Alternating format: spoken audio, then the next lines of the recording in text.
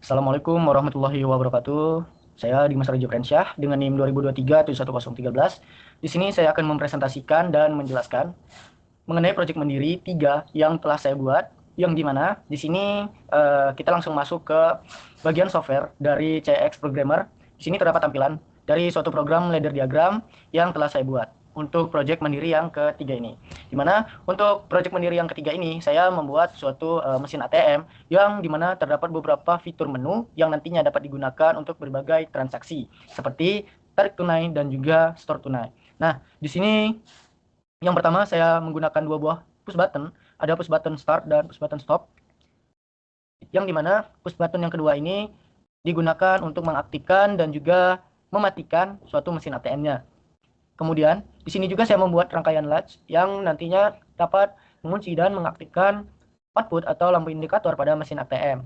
Kemudian di sini juga terdapat beberapa fitur atau menu yang saya buat. Yang pertama tadi ada tarik tunai dan juga store tunai. Di sini juga saya membuat rangkaian interlock yang nantinya dapat mencegah dari kedua jenis menu ini bekerja secara bersamaan.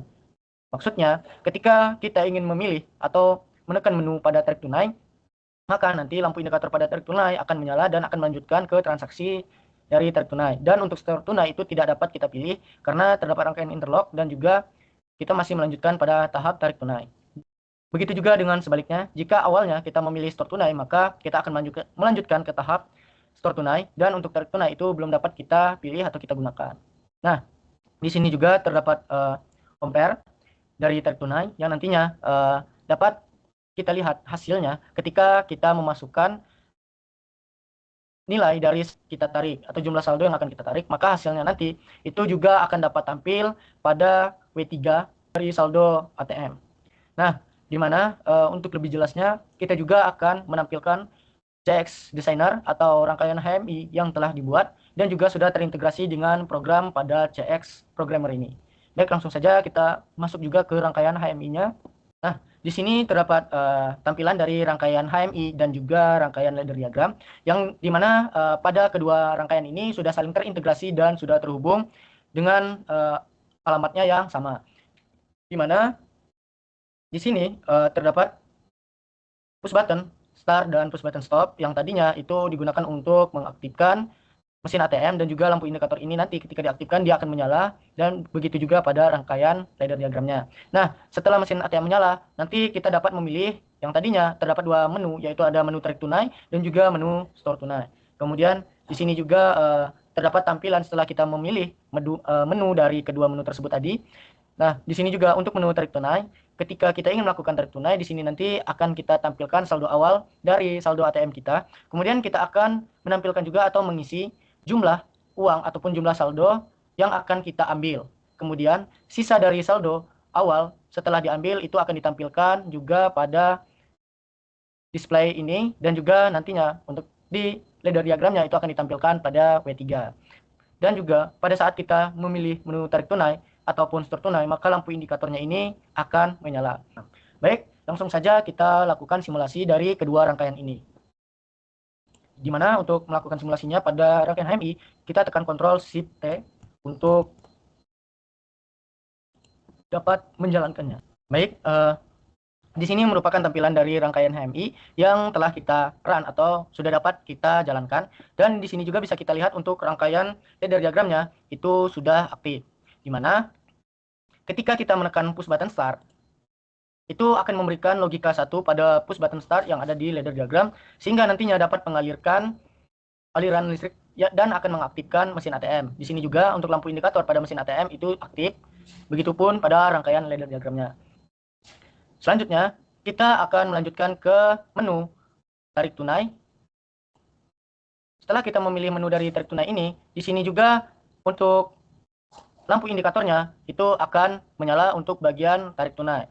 Nah, di sini juga kita akan melihat pada greater than-nya, yang dimana di sini ketika kita masukkan saldo awalnya itu semisal 5.000, untuk nilai uang atau saldo yang akan kita tarik itu semisal kita berikan atau kita tarik sebesar 3.000, maka di sini akan menampilkan juga sisa saldo dari ATM atau saldo awal yang telah ditarik. tarik. Dimana untuk saldo awalnya tadi 5.000, kemudian kita tarik saldonya sebesar 3.000, maka sisa dari saldo pada ATM kita itu berjumlah 2.000. Dan di sini juga lampu indikator pada saldo itu menandakan cukup. Artinya, saldo awal kita itu cukup untuk melakukan tarik tunai sebesar 3.000 ini. Yang dimana di sini juga pada less than itu aktif yang menandakan saldo ATM cukup.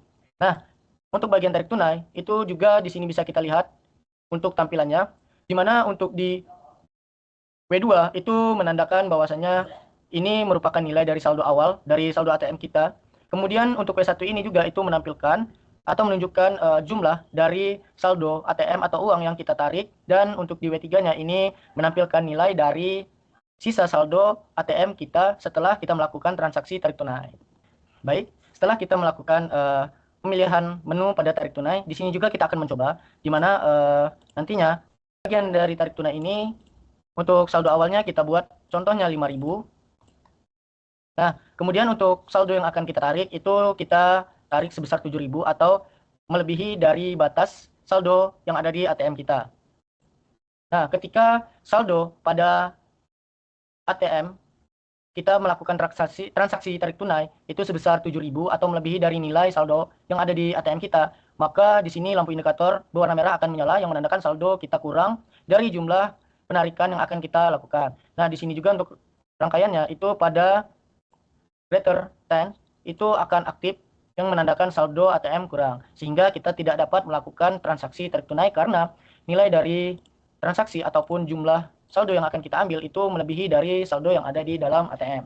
Nah, setelah itu kita juga akan mencoba pada bagian menu store tunai, di mana ketika kita mengaktifkan atau memilih pada bagian menu store tunai, lampu indikator pada store tunai akan menyala dan kita akan mencoba untuk melakukan store tunainya, di mana semisal dari store awal saldo awal pada ATM kita itu sebesar 7.000.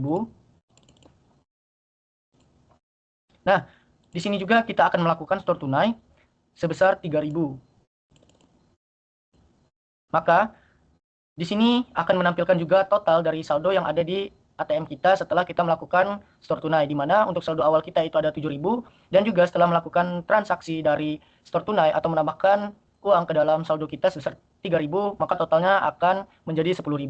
Begitu juga pada rangkaian ladder diagramnya, yaitu di mana untuk kondisi atau uang awal yang ada pada ATM kita itu akan ditampilkan pada W5 dengan menunjukkan nilai 7.000. Kemudian kita melakukan store tunai itu dengan memasukkan nilai 3.000 yang nantinya akan ditampilkan oleh W4 ini, dan hasilnya nanti akan ditampilkan oleh W6 atau total dari saldo yang ada di ATM kita setelah kita melakukan transaksi dari store tunai ini. Sekian dari saya mengenai proyek mandiri ini. Saya Dimas Rajo Prensyah mengucapkan terima kasih. Wassalamualaikum warahmatullahi wabarakatuh.